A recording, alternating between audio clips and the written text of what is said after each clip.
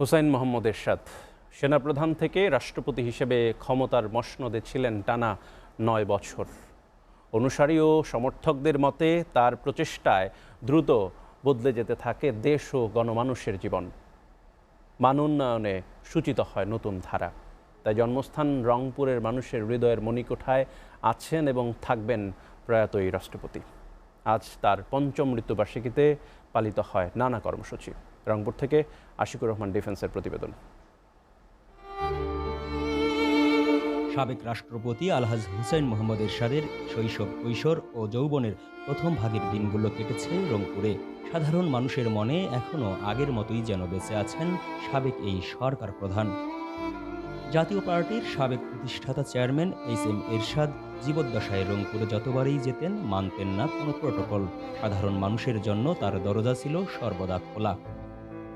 সাবেক এই রাষ্ট্রপতি পৃথিবীর মায়া কাটিয়েছেন প্রায় ৫ বছর আগে। ২০১৯ সালের ১৪ জুলাই না ফেরার দেশে চলে যান প্রয়াত এই রাষ্ট্রপতি। এর দুদিন পরে ১৬ জুলাই রংপুরের পল্লী নিবাসে লিচুতলায় দাফন করা হয় জাতীয় পার্টির চেয়ারম্যানকে। পঞ্চম মৃত্যুবার্ষিকীতে রংপুরের দর্শনায় অবস্থিত পল্লী নিবাসে সাবেক রাষ্ট্রপতির কবরে শ্রদ্ধা জানায় নেতাকর্মী ও সর্বস্তরের মানুষ। হোসেন মোহাম্মদ এরশাদের একটি কথা যে আমি কাউকে মারি নাই, আমি কাউকে সন্ত্রাসী করে নেই, আমি কারো অন্যায় করি নাই, আমি জনগণের পাশে ছিলাম, জনগণের পাশে আমি থাকতে চাই, আমার কোনো প্রোটোকলের প্রয়োজন নাই। ধর্ম ইসলাম থেকে শুরু করে বাংলাদেশের অনেক উন্নয়নের উপকার হচ্ছে পল্লীবন্ধু এরশাদ। আমাদের এই নারী ক্ষমতায়নের যে উদ্যোগ নিয়েছেন সেটা হচ্ছে আমাদের হোসেন মোহাম্মদ এরশাদ। পল্লীবন্ধু হুসেন মোহাম্মদ এরশাদ যে জনগণের দ্বার করে যে সেবা করে গিয়েছেন, বাংলাদেশের ইতিহাসে এরকম সেবা কোনো রাষ্ট্রপ্রধান দেননি।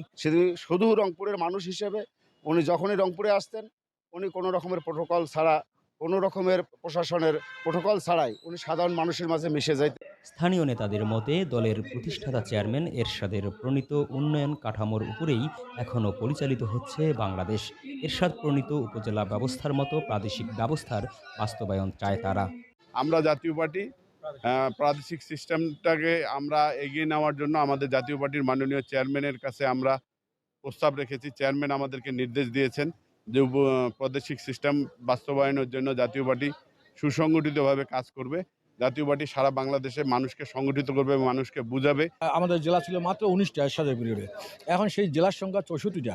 এই ৬৪টা জেলার টোটাল ফ্যাসিলিটিস আমাদেরকে ইনশিওর করা, আমরা উপজেলার সঙ্গে রাজধানীর কানেকশন, জেলার সঙ্গে রাজধানীর কানেকশন, সমস্ত রাস্তা যোগাযোগ ব্যবস্থার যে প্রভূত উন্নয়ন সাধন করে একটা নেটওয়ার্ক তৈরি করেছিলেন, সেটা হোসেন মোহাম্মদ এরশাদ কিন্তু করে গেছেন। উনি কত বড় একজন, ওনার আমি বলবো একজন রাজনৈতিক দার্শনিকও বলা যেতে পারে।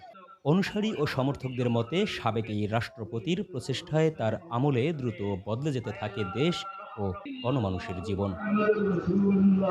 আলহাজ হুসেন মোহাম্মদ এরশাদের আদর্শকে বুকে ধারণ করে আগামীতে তার প্রবর্তিত প্রাদেশিক ব্যবস্থা বাস্তবায়নের দাবিতে মাঠে সক্রিয় থাকতে চায় জাতীয় party. Ashikur Rahman defence, SATV, পল্লী নিবাস, রংপুর।